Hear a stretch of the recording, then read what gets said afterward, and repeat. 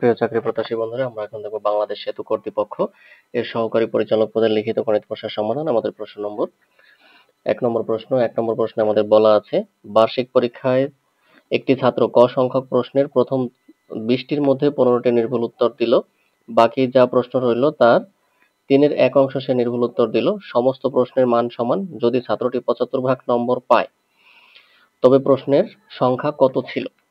আমাদের প্রশ্নের সংখ্যা জানতে চাওয়া হয়েছে।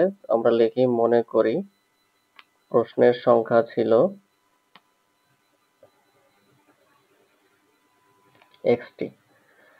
আমরা মনে করি প্রশ্নের সংখ্যা ছিল এক্সটি।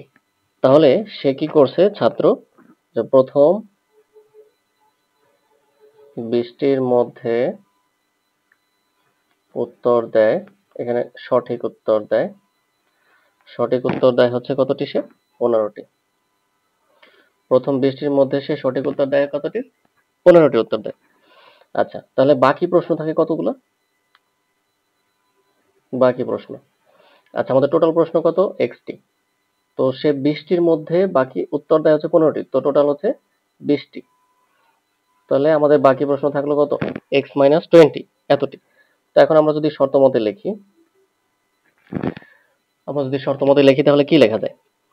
সে টোটাল মার্কস পাইছে হচ্ছে 70 ভাগ নাম্বার। আমরা ধরি প্রত্যেকটি প্রশ্নের মান সমান, মানে প্রত্যেকটা প্রশ্নের মান হচ্ছে 1।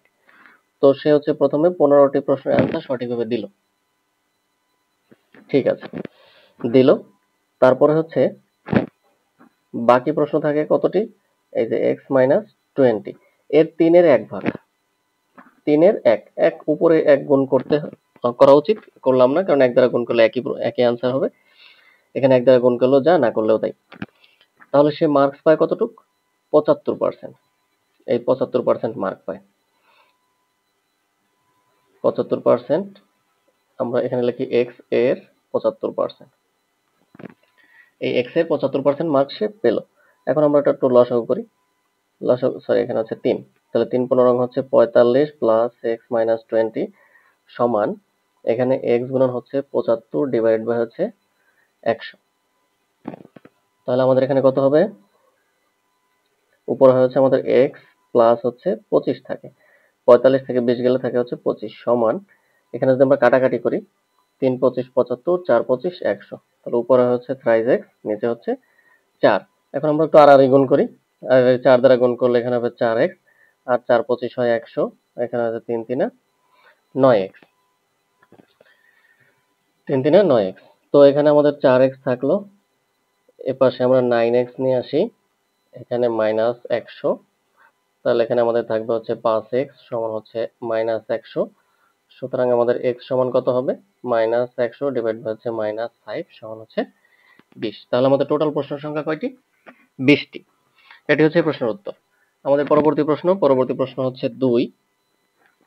আমাদের 2 নম্বর প্রশ্নে বলা আছে, যদি 10 জন যুবক ও 5 জন বালক একটি কাজ 10 দিনে করতে পারে, তবে 20 জন যুবক ও 10 জন বালক ওই কাজ কত দিনে করতে পারবে? তো আমরা ধরে নিতে পারি, এটা এখানে এভাবে না ধরি, আমি একটু অন্যভাবে করার চেষ্টা করি। এখানে হচ্ছে আমরা 10 জন যুবক প্লাস হচ্ছে 5 জন বালক, এরা হচ্ছে কাজ করে। এরা কাজ করে কয়দিন? 10 দিন। এরা কাজ করে হচ্ছে 10 দিন। ঠিক আছে। তো আমাদের অ্যান্সার জানতে চাওয়া হচ্ছে কত দিনে তারা কাজটা শেষ করতে পারবে। এখানে হচ্ছে 20 জন যুবক আর হচ্ছে 10 জন বালক, এরা কতদিন কাজ করলে ওই কাজটা শেষ করতে পারবে? আমি ধরি এই কাজটা হচ্ছে x দিন। তো আপনারা শুরুতে ধরে নিতে পারেন, ধরি 20 জন যুবক ও 10 জন বালক x দিন কাজ করলে কাজটি শেষ করতে পারবে। তো আমি শর্ত দিয়ে লিখলাম। এখন তারা 10 জন যুবক এবং 5 জন বালক 10 দিন কাজ করলে যতটুক কাজ করে, 20 জন যুবক এবং 10 জন বালক যদি একইভাবে কাজ করে, তাহলে কত দিনে তারা এই সম্পূর্ণ কাজটা শেষ করতে পারবে?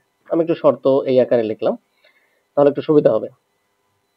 এখন আমরা লিখি 10 জন যুবক প্লাস হচ্ছে 5 জন বালক।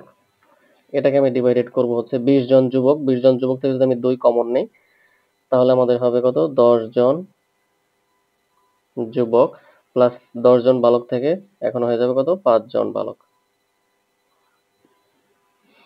এটা উপরের সাথে গুণ ছিল কত? 10। এই 10 গুণ দিয়ে দিলাম। এখন আমার এ পাশে থাকলো কত? x, কারণ এটা আমরা আড়াআড়ি ভাবে নিয়েছি। এখন যদি এটা কাটাকাটি যায়, 2 দ্বারা আমরা এটা কাটলে হচ্ছে 5, সুতরাং আমাদের x সমান মান আসবে কত? 5। সুতরাং x সমান হচ্ছে 5। তো এখানে আমাদের অ্যান্সার হবে উত্তর 5 দিন। 20 জন যুবক এবং 10 জন বালক 5 দিন কাজ করলে এই পুরো কাজটা শেষ করতে পারবে।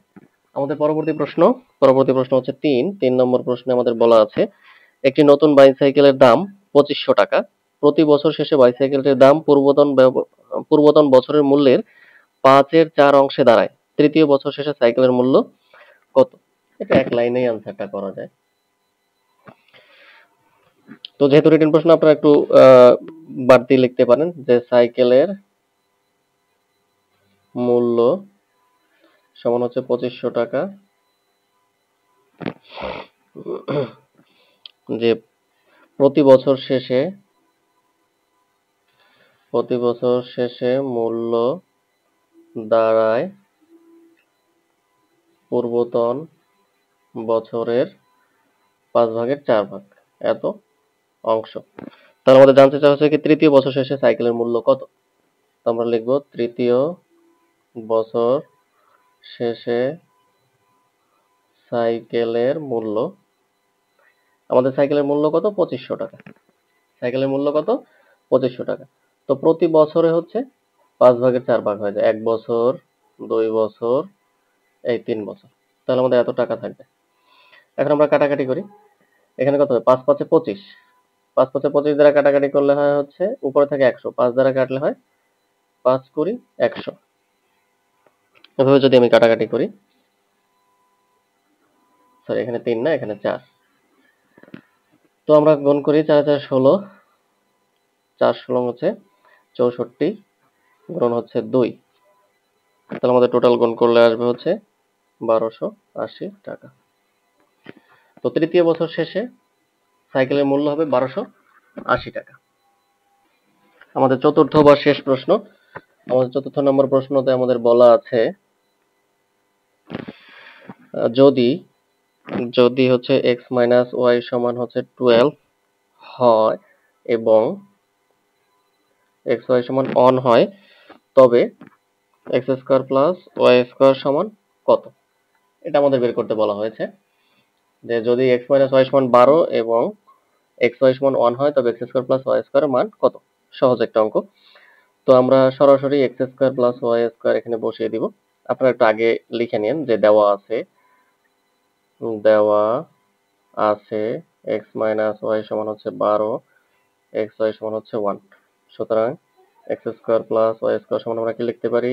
x মাইনাস y তার হোল স্কয়ার প্লাস হচ্ছে 2x y। x minus y এর মান হচ্ছে কত? 12 তার whole square into 2 into 1, 2 into 1। তো এখানে হবে 12 12 144, 2 হচ্ছে 146। এটি হচ্ছে আমাদের এই প্রশ্নের উত্তর। তো ধন্যবাদ বন্ধুরা, আমাদের ম্যাথের সলিউশনগুলি ভালো লাগলে অবশ্যই আমাদের চ্যানেলটিকে সাবস্ক্রাইব করবেন এবং আমাদের সঙ্গেই থাকবেন। আমরা চেষ্টা করি যে কোনো চাকরির পরীক্ষার পরে ম্যাথের সলিউশনগুলি ভিডিও আকারে আপলোড করার জন্য। ধন্যবাদ।